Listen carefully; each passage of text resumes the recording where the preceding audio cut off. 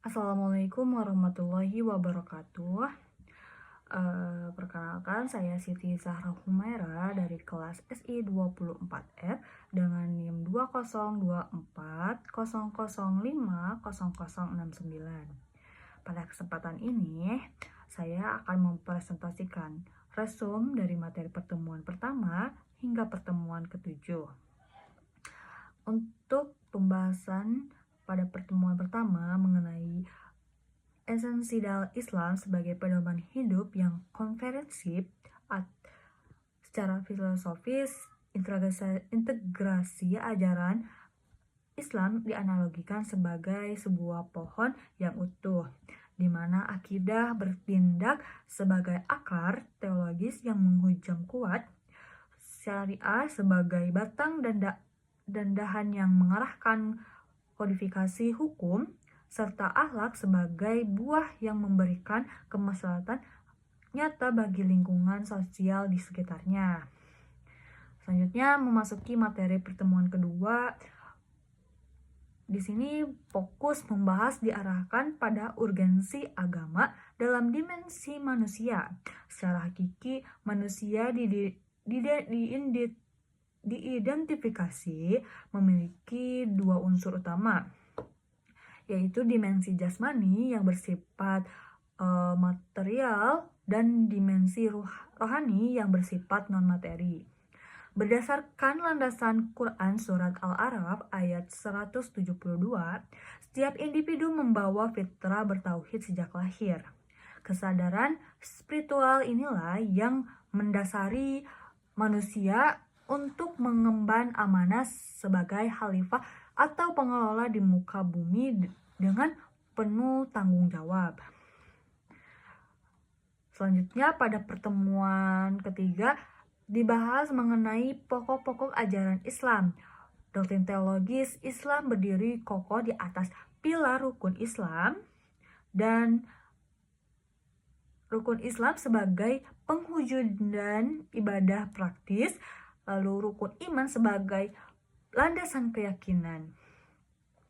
Seluruh sendi kehidupan ini dipandu secara legal oleh tiga sumber hukum otoratif, yaitu Al-Quran, hadis, dan ijtihad para ulama yang mengategorikan perbuatan manusia ke dalam hukum guna menjaga ketertiban hidup. Lalu pada pertemuan keempat, pembahasan mengenai konsep moralitas atau akhlak. Berbeda dengan etika konvensional, akhlak dalam Islam memiliki cakupan normatif yang lebih luas karena bersumber langsung dari wahyu ilahi. Prinsip universal seperti asidik atau kejujuran, amanah, keadilan, dan bertanggung jawab diintegrasikan sebagai benteng moralitas utama sekaligus instrumen dalam menghadapi dekadensi moral di era modern. Kemudian pertemuan kelima mengkaji mengenai etika ekonomi dalam Islam.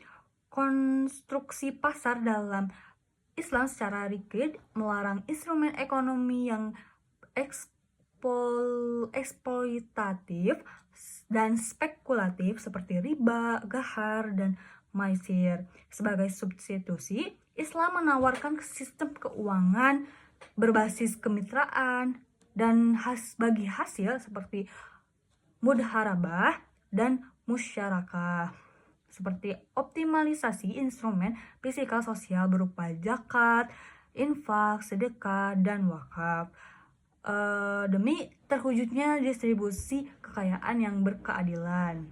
Pada pertemuan ke-6, fokus beralih pada kebebasan beragama dan etika sosial. Islam menegaskan adanya jaminan kebebasan beragama tanpa koerasi sebagaimana termasuk dalam Quran Surat Al-Baqarah ayat 256. Nilai ini interdependensi dengan etika sosial yang berakar pada semangat persaudaraan universal atau ukhuwah yang menuntut penegakan keadilan sosial tanpa adanya diskriminasi teologis. Terakhir, Pada pertemuan ketujuh dibahas mengenai hakikat polaritas keberagaman sosiologis, sosiokultur merupakan sebuah ketetapan Tuhan atau sunatullah yang bertujuan agar manusia saling mengenal. Relevansi historis dari inklusivitas ini dibuktikan secara valid melalui Piagam Madinah, sebuah konstitusi yang berhasil membangun masyarakat multikultural yang harmonis pada masa kenabian. Hal ini menuntut kita sebagai masyarakat modern untuk senantiasa bersikap moderat dan toleran. Demikian pemaparan lesson dari saya. Mohon maaf atas segala kekurangannya. Wabillahi taufiq wal hidayah. Wassalamualaikum warahmatullahi wabarakatuh.